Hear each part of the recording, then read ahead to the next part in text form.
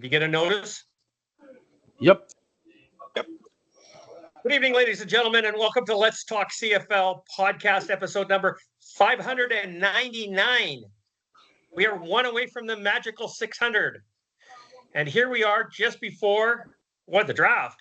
Combines are finished, all that kind of stuff, and everything else is happening. I'm going to just clip that. That's better. Okay, so we're here. We're on Teams, and William just left. Oh, well. He just gets up and leaves. He just gets up and leaves. That's right. Okay. So anyhow, I'm your host, Chris Jones, and we're going to introduce the panel, and we'll go right across the board here. Charles Cliff, how you doing, buddy? I'm doing well. How are you doing? I'm doing awesome. Yeah, it's kind of springtime in Merritt here, and there's only 3 seasons in Merritt: fucking hot, fucking cold, and mud. And we're in mud right now. Yeah, that makes some sense. Yeah. Yep. So we're actually kind of nice down here. So. Yeah. I was actually watching the that TV series, Yellowstone series 1923 the other day, and what's his name? Spencer said, "Yeah, there's only 3 seasons: July, August, and winter." Yeah. Just I can kind of relate to that right now. We got a big snowstorm yesterday morning, although it's already gone. So anyhow, moving on. Charles, Rick McDonald, how are you today, sir? Welcome to the show. Very, very well, thank you. His camera's off to the side. You notice that? Yeah, he's kind of sitting off to the side. Yeah, I've got you guys. Twisted. I've got you guys up on a bigger monitor, and my laptop camera is over there. Oh, okay. Move it over. Okay. So anyhow, that's kind of it. So how you doing? Everything good? Everything wonderful? Everything's ducky. Got a nice sunny weekend coming up. Going to be 20 degrees down here in the sunshine. And I have a Chase Claypool football camp to go to from his foundation, Chasing Hope, it's called. Okay. So will he be what's he there doing now? Do you know? The riders have his rights. Yeah. Is he talking about coming to the CFL or? I hope to see him this weekend and ask him that and see what he says, but he may be there, he may not. So okay. And last on the panel, Mr. William McDonald. How are you, sir? I might be last, but I'm first always. I am good, thanks. 67 days till kickoff in Calgary, so I'm starting to get excited. Yes, it's coming. And there's a lot of news now. You know, we haven't had a podcast for the last month or so. We had one last week, but there really hasn't been much happening. And then, like in a week, all floodgates open and all sorts of things happen. And we're going to get into a whole pile of stuff today. And I didn't read the article about Vernon Adams, but you guys didn't tell me he was smart like that. He says, quote, "I have to win in Calgary." Really? Cool. I would have thought he had to lose. I don't know. I don't know, man. Whatever. Well, he's going to try, but I'm not sure it's totally up to him. Well, it's not totally up to him. No. Okay, so we're going to jump right into this agenda here that Charles has so conveniently and graciously created, and we can do that. I put it together in like 10 minutes. And that's okay, Charles. We're going to bop around. We're not going to do it in order because I think that there's fine. 2 really big items in here and a bunch of little stuff. So let's deal with the little stuff and get it over with. And that's Vernon Adams on first season in Calgary. He knows that he's got to win. Well, duh. Good on you, Vernon. And you know what? I think Calgary is a much better team with Vernon Adams as the quarterback instead of Jake Mayer. And I don't think anybody's going to argue with that one. So, I mean, they were last in the league last year. Are they improved enough to get out of the basement? They've lost a lot of coaches. They've brought in a brother. And he was here last year. Sorry. He was there last year, but just a For little part bit the of it. year. And Yeah. it was more of a consultant than it was. He's actually the special teams coordinator now. So, yeah, I think Calgary has improved. Are they improved enough to make the playoffs? No, I don't think so. There's a lot of teams out there that are vying for the higher spots that are in a better situation, in my opinion. And we'll see what happens. William, you're a Calgary Stampeder fan. Tell us what you think of your team right now. Is Vernon right? Is he wrong? What's going on? Well, you said they lost lots of coaches and they lost some players, but they were also 5-12 last year. So, or whatever they were, 7-12, 5-13. They needed to make Not some good. changes. Needed to make some changes. That was pretty obvious. Hmm. Have they improved? Well, I think they've improved at quarterback. Yes. Did they improve at offensive line? They brought a lot of guys in. We'll see. Did they improve on their defensive line? Brought a lot of guys in. We'll see. And nothing else matters. Sorry. They've got receivers. So what? They've got running backs. So what? And then the question is, Yep. what's your confidence level? Compared to, I've looked at all the other teams, and I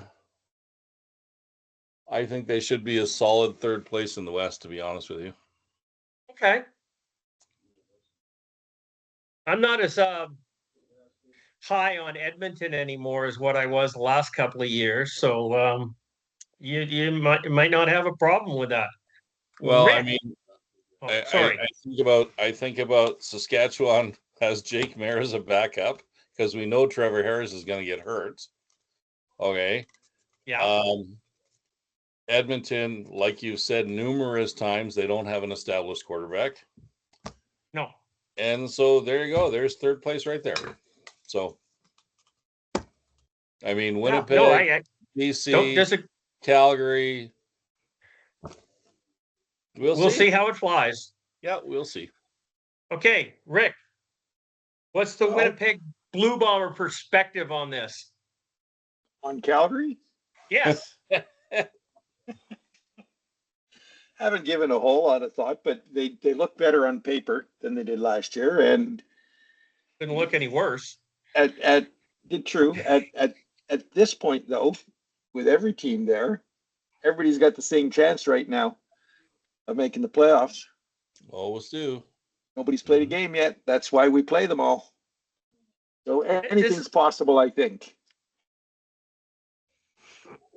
Yeah, That's why the CFL is so great. it is. It is. Charles, you got some thoughts on this? I'm just trying to work out in my mind who they can leapfrog. I mean, they finished dead last, so they've got to leapfrog two teams to get into the playoffs, unless, of course, they hit a crossover. Then they only have to leapfrog one. But Edmonton, I think, is a possibility because I'm still not sold at all on their quarterbacking. And, well, there's a lot of areas of that team I'm not sold on. I don't see them passing the Bombers. I don't see them passing the Lions.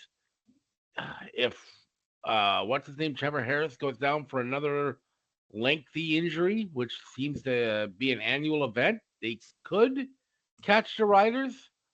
But I think that's a long shot, and they need a lot to happen. So, are they going to be better? Yes, they're 100% going to be a better team this year. They couldn't be much worse. But I'm not convinced they're playoff caliber yet. I want to see them, play some games before I say, oh, yeah, these guys will be in the playoffs. Yeah. I think Edmonton's going to have some growing pains with Mark Killam as the new head coach. Has to happen. We said the same thing about Corey Mace last year with the Riders, and the Riders surprisingly did a lot better than what anybody anticipated them to do. Right. So. Yeah, but they came out early and they faltered late. Yes, but that's what they do every year. but which is a typical new team, new ideas. You don't know what they're like, but then eventually you clue into what they're doing, and Yeah, people learn about them. yeah. So, and hey, I'll tell you live on the podcast that if Trevor Harris goes down this year and Jake Maier comes in and he blows the league up, I will admit live on CFL Talk, Let's Talk CFL, that Dave Dickinson is a horrible football coach. Okay? You heard it here first. Fair enough. Okay. We're going to hold you to that. Yeah, We are. You can. I have no belief that Jake Maier is going to light it up. If anybody can make Jake Maier light it up, he is the greatest football coach in CFL history. Okay? Okay. Just Well, saying. we'll see how that flies. Okay. So And that's I really like Corey Mace. So, let's see. It could happen. It could happen. Absolutely. Sure. Okay. So The sun can also crash down to Earth. Doesn't necessarily mean it will. Yeah. Yes. There's a few things that could crash down to Earth. Okay. So we got two Edmonton stories here. We're going to combine them together. The Edmonton Elks have moved on from Eugene Lewis again. And where's it? Yeah, whatever. Yeah. Anyhow, and they're confident that they will find a number one receiver. He will just emerge during training camp. That one just really, that's kind of like Justin Trudeau balancing the budget on its own. It's just going to balance itself, right? It's not going to happen. You don't get a number one receiver that just miraculously comes out of thin air. You might get a good third or fourth receiver, but you need to have a nice stable of receivers before that happens. And if we're just going to believe that one is just going to show up, that's a little bit hard for me to grasp and accept. It's not going to accept. And this all comes back down to Ed Hervey and his comment that the CFL currently does not have any superstars. And then Gino Lewis got all bent out of shape saying that, well, what am I?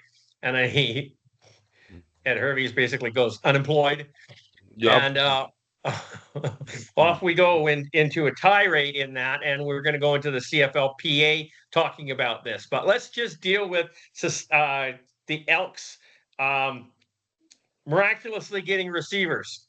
Now, Will, you've always said that receivers are a dime a dozen, and that this should be very easy for Edmonton just to pull a stable of receivers out of America and go for it. Younger, cheaper, faster. And we all agree with that.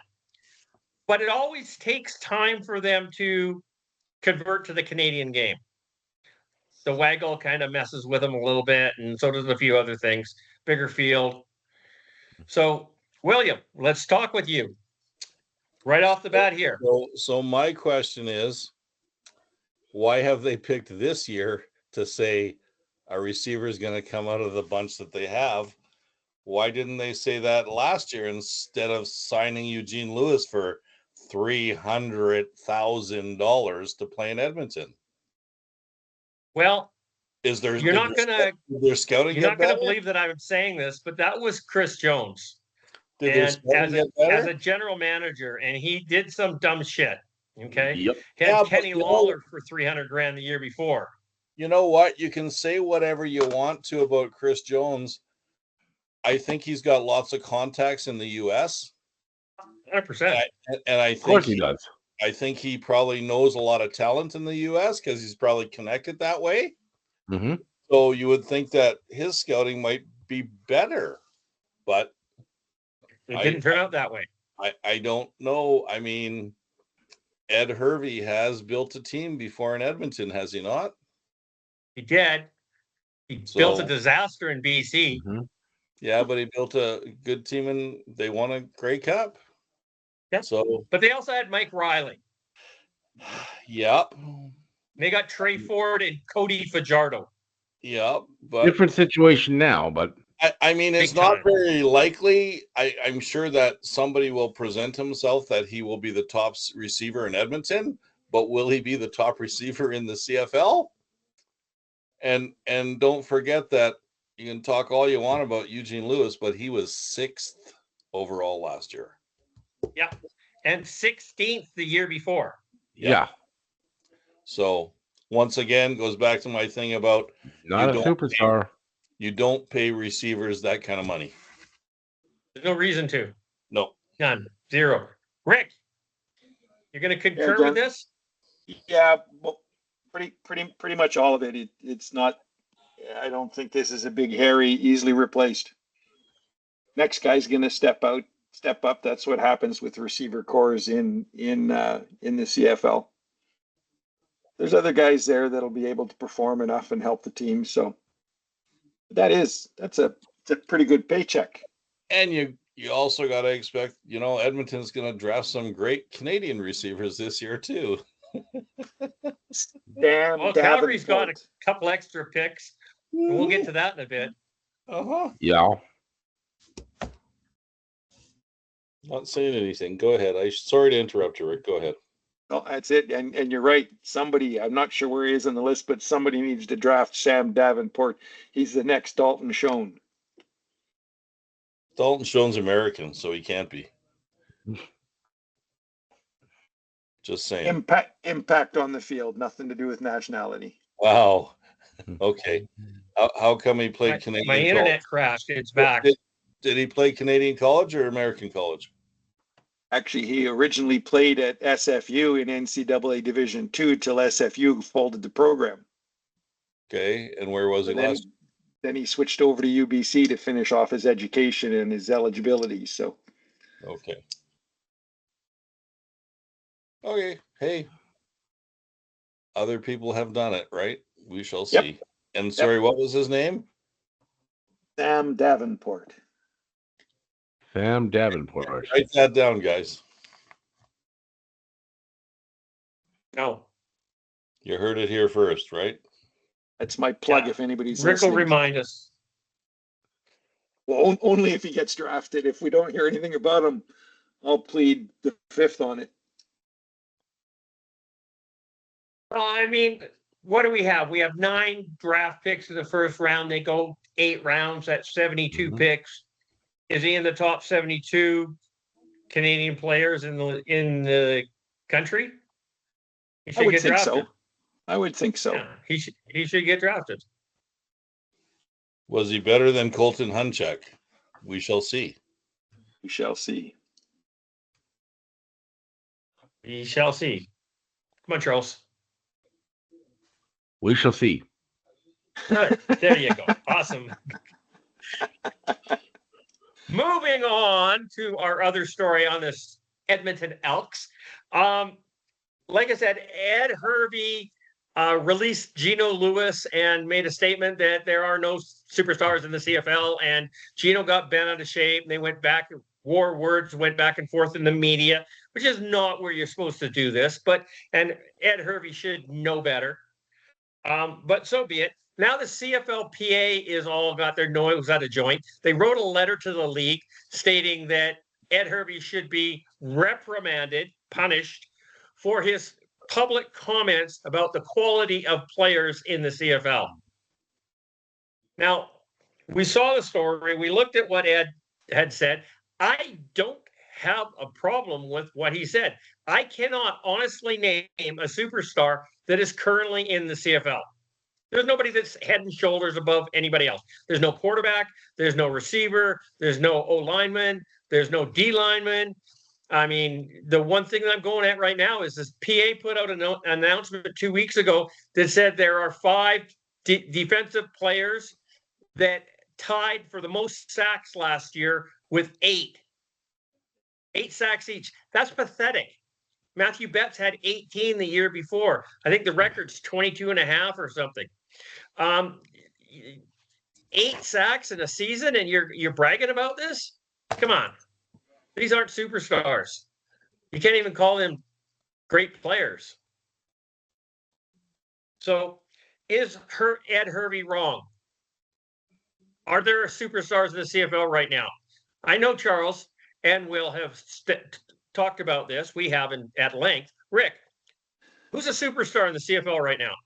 Couldn't name one. I don't disagree with him, and I also disagree with the CFLPA that he's not really talking about the quality of the players. There just happens to be no superstars. There's some quality players there, that are having good years, but there's no superstars. You got to be a quality player and have good year after year after year to become a superstar. And I think you have to be head and shoulders above anybody else. Right. Right? I mean, you could have multiple superstars, but they have to be ahead of the pack. And there is no, I went over the stats in running backs, receivers, quarterbacks, that nobody stood out last year. I mean, it's all a group of mediocrity. Which you shouldn't be butthurt if nobody calls you a superstar. Right. Which is a reflection on the CFL game right now. So, just saying. And he's not wrong. I did happen to watch a UFL game this weekend because I always PVR them. Well, you're the one. Yeah, there was no stand. There was no people in the stands. I guess that doesn't matter. I thought I was watching an Argos game. Sorry, go on. Way better television coverage. They have way better this. And the football game was not bad. And I'm suffering. I need football right now. Okay, I'll watch anything. And I started watching them, and it was not bad. But there was nobody in the stands. I don't know how they survive. So me neither. With sponsorships. Yeah, probably. I guess so. Yeah, that makes sense. Right, Yeah. It's sponsorship, and they do broadcast, and their broadcast numbers were pretty good. I think they got 800,000 in a game. Oh, did Something they? like that? Yeah.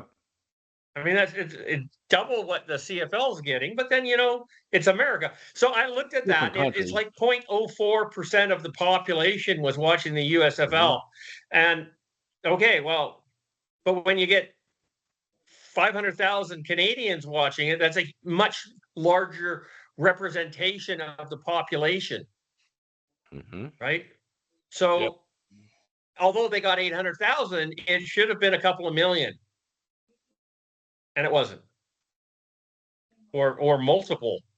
But so I don't know how long they're going to last.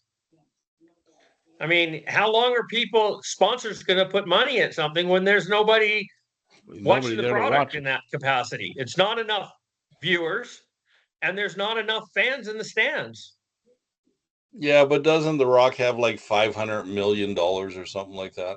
Yeah, but he's not going to spend it all on a failing football league. And he doesn't have nearly that much. He does not have that much. And he's not the principal investor in this anyhow. No, he's just the mouthpiece, mascot, shall we say. Okay. Where are we? What were we doing here? I don't know what this was about. Can somebody enlighten me? I didn't read this article. What does the new Rogers NHL TV deal mean to the CFL? All right. So basically, the Rogers just re-signed their Canadian broadcast rights, exclusive rights. They signed a new 12-year deal with Rogers in the NHL for, God, it was I think it was 7.7 billion, wasn't it? Yes. Right.